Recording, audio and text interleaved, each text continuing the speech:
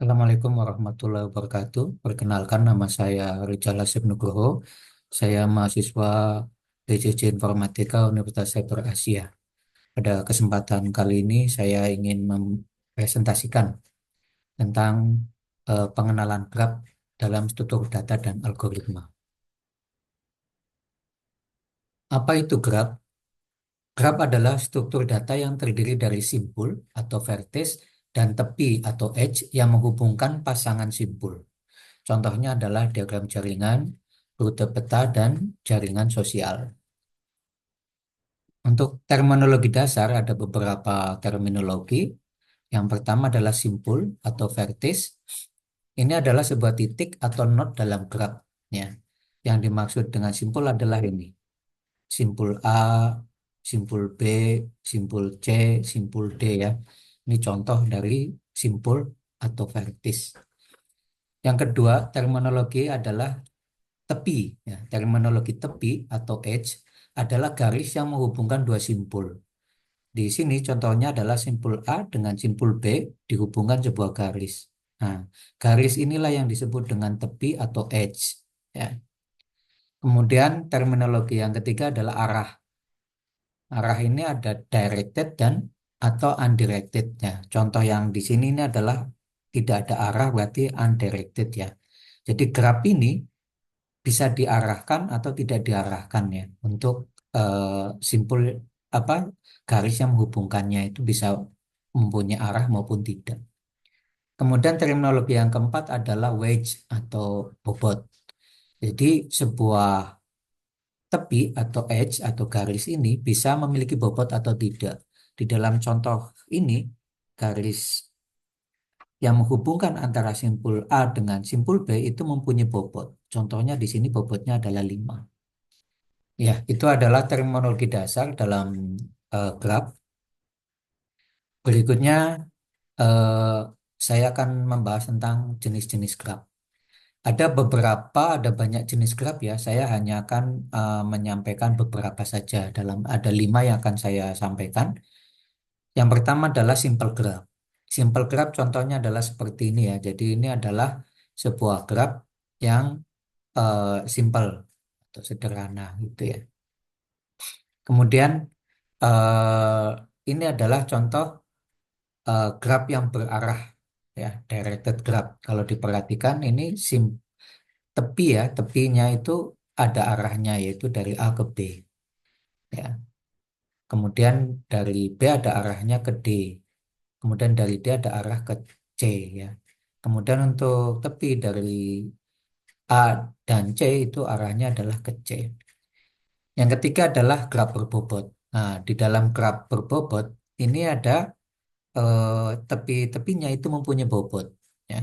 Misalkan tepi yang menghubungkan simpul A dan simpul B bobotnya 5. Tepi yang menghubungkan simpul A dengan simpul C bobotnya 4 ya. Kemudian ada istilah graf lengkap. Nah, ini contoh apa itu graf lengkap ya?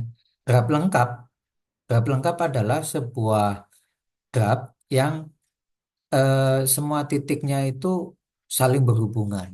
Jadi ini titik A itu dia lengkap mempunyai hubungan dengan simpul B, mempunyai hubungan simpul C dan juga mempunyai hubungan terhadap simpul D. Demikian juga dengan simpul-simpul lainnya dia itu mempunyai hubungan ke simpul-simpul lainnya secara lengkap. Maka disebut adalah complete graph. Kemudian ada juga jenis graph berupa graph bipartit atau bipartit graph. Apa itu graph bipartit? Adalah ketika ada sebuah graf yang membentuk dua set, yaitu set pertama dan set kedua. Dan masing-masing set itu mempunyai hubungan ke ke sim, ke simpul-simpul yang ada di lainnya ya. Ini contohnya ya adalah set U. Dia mempunyai dua simpul, satu dan dua. Kemudian ada set V yang mempunyai simpul A, B, C. Ya, simpul satu punya hubungan punya hubungan ke A dan ke B. Sementara simpul dua punya hubungan ke C. Nah, ciri khas dari bipartit graph ini dalam satu simpul itu tidak boleh punya relasi. Jadi di dalam set U, simpul satu dan simpul 2 itu tidak boleh punya tepi, tidak boleh punya relasi. Begitu juga di simpul apa di set V. Di set V ini simpul A, simpul B, simpul C itu tidak boleh punya relasi, ya. Hanya relasinya terhadap set yang lain, maka disebut bipartit graph. Mungkin itu untuk jenis-jenis graph. Selanjutnya kita akan masuk ke representasi graph. Bagaimana representasi graph? Representasi graph itu bisa direpresentasikan menjadi dua. Pertama adalah agency metric, yang kedua adalah agency list. Agency ini adalah kedekatan atau bertetanggaan ya. Jadi sebuah graph bisa kita representasikan dalam sebuah matrik yang menjelaskan tentang hubungan dengan simpul-simpul tetangga lainnya. Nah, jadi adjacency matrix adalah matrik 2D yang menyimpan informasi koneksi. Sementara representasi yang lain adalah adjacent list, yaitu daftar yang menyimpan simpul yang terhubung untuk setiap simpul. Ya. Nah, ini saya contohkan sebuah representasi adjacency matrix atau matrik yang menjelaskan kedekatan antar simpul. Jadi matrik N kali N, di mana N adalah jumlah simpul, jika ada tepi antara simpul I dan J, maka matrik I, J sama dengan satu atau bobot tepi. Ya. Jadi begini contohnya.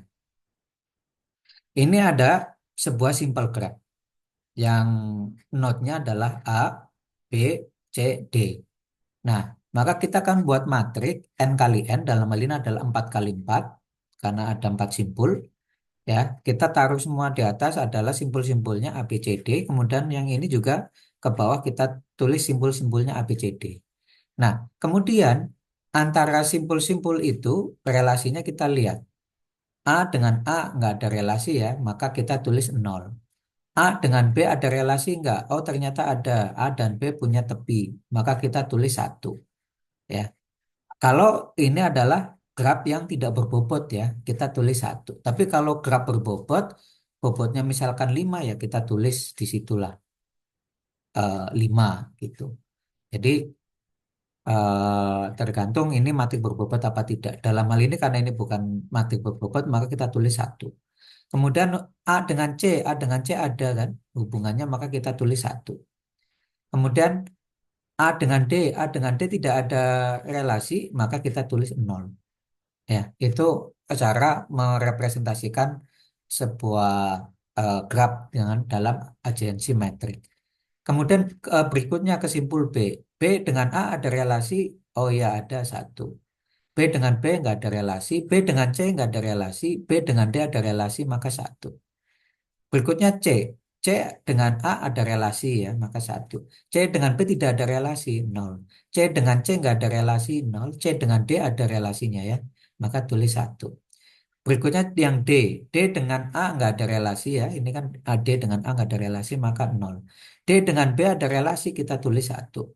D dengan C ada relasi, maka aku tulis satu. D dengan D nggak ada relasi, kita tulis nol.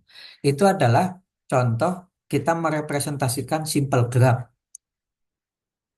dalam sebuah matrik adjacent apa kedekatan atau adjacency matrik. Kita perhatikan bahwa relasi ini tidak memperhitungkan arah ya. Pokoknya asal ada relasi kita tulis satu. Nah, bagaimana kalau eh, graf berarah? Bagaimana kita menulis representasi matriknya? Nah, kita lihat arahnya. Maka misalkan adalah simpul A ya, ini simpul A. Simpul A terhadap B ada relasi dan arahnya benar. Maka kita tulis A dengan B adalah satu. Ya, satu nih. A dengan A nol, A dengan B ada relasinya, arahnya benar, maka satu. Sekarang A dengan C. A dengan C ternyata ada relasinya dan arahnya benar, yaitu A ke C.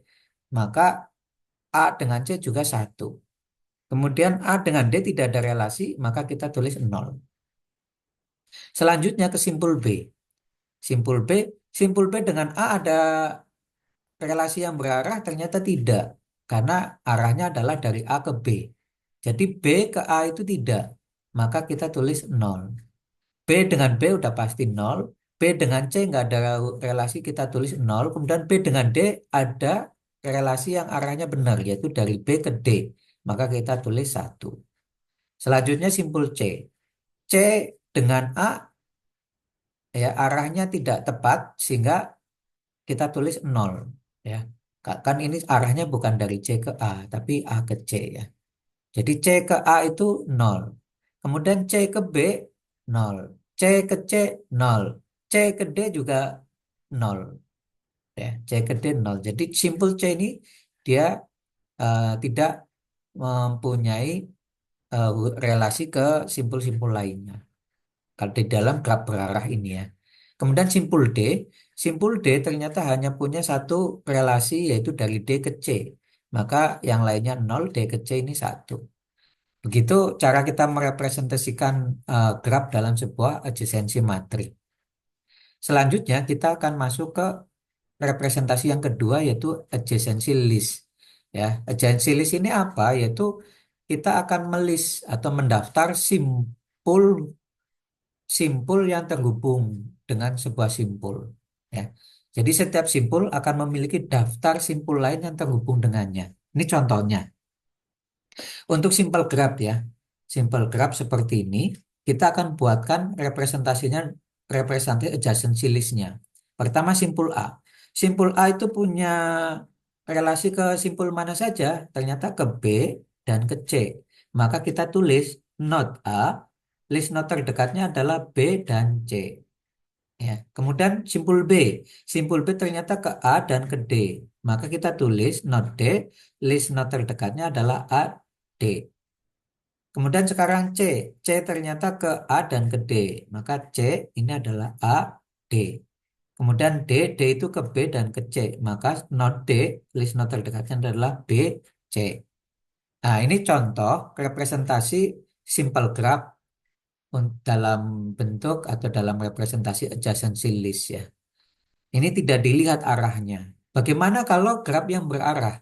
Nah, graf yang berarah, adjacency listnya bagaimana? Nah, ini kita lihat.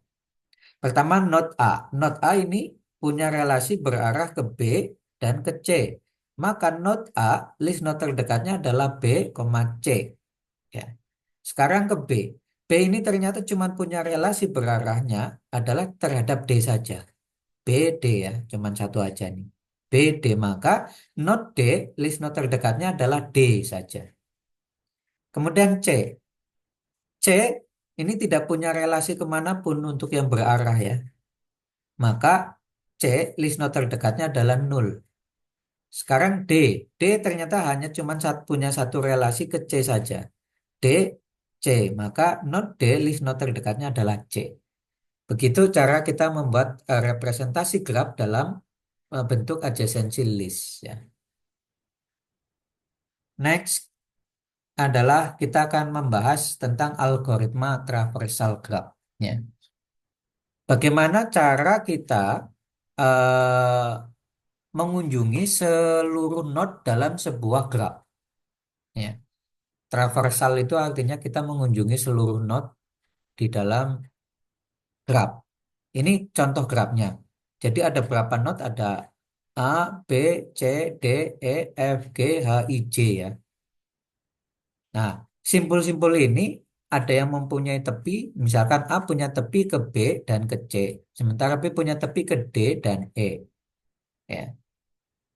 Nah, untuk graf seperti ini, algoritma mengunjungi seluruh node itu bagaimana? Nah, di dalam teori graf ada dua algoritma untuk mengunjungi seluruh node dalam sebuah graf. Pertama adalah algoritma DFS atau Depth First Search ya, yaitu algoritma yang mengeksplorasi sedalam mungkin sepanjang setiap cabang sebelum kembali. Kemudian algoritma yang kedua adalah Breadth First Search atau BFS, yaitu algoritma yang mengeksplorasi semua simpul pada level yang sama sebelum bergerak ke level berikutnya. Nah, kita akan membahas DFS dulu. DFS adalah mengeksplorasi sedalam mungkin ya, sebelum kembali. Nah, kalau dengan DFS, maka ketika kita A, dari A, ini dia akan kemana? Dia akan mengunjungi sedalam mungkin. Ya, berarti dia bisa mengunjungi B atau C, dia akan milih salah satu. Dalam hal ini, dia akan memilih C, ya, yaitu not yang terakhir.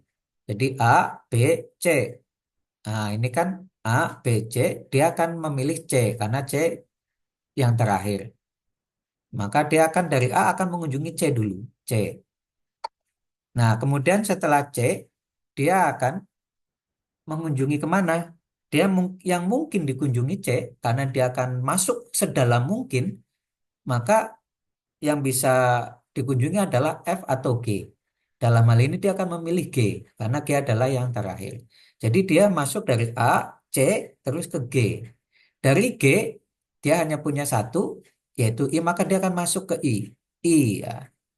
Dari I, dia hanya punya satu ke J, maka dia akan masuk ke J. Gitu. Dari J, dia akan masuk ke H. H, kemudian dari H, dia akan memilih mau D atau E. Dalam hal ini dia akan memilih E. Gitu. Setelah itu dia akan mengunjungi B, D, baru F. Nah, itu adalah algoritma DFS ya. Dia mengeksplorasi ke sedalam mungkin sepanjang setiap cabang sebelum kembali.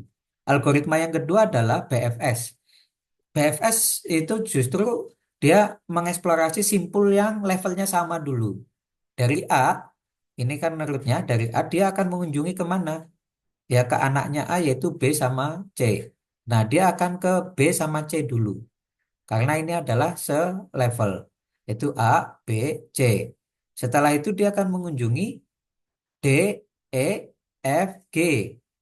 Setelah itu dia akan mengunjungi H, I, baru terakhir dia mengunjungi J. Itu adalah algoritma BFS. Ya. Aplikasi Grab itu untuk apa saja sih? Gitu kan. Nah, aplikasinya banyak untuk Grab ini. Contohnya adalah dalam jaringan komputer. Nah, itu menggunakan Grab. Kemudian rute transportasi juga menggunakan Grab. Analisis jaringan sosial juga menggunakan Grab dan lainnya. Bahkan database itu juga ada database yang khusus untuk Grab. Seperti namanya Grab Database ya. Seperti Neo4j dan lain-lain. Kemudian teori graf juga banyak dipakai untuk memecahkan persoalan-persoalan mesin learningnya. Jadi banyaklah manfaatnya untuk aplikasi graf ini. Mungkin itu penjelasan dari saya. Mohon maaf jika ada kesalahan. Terima kasih. Assalamualaikum warahmatullahi wabarakatuh.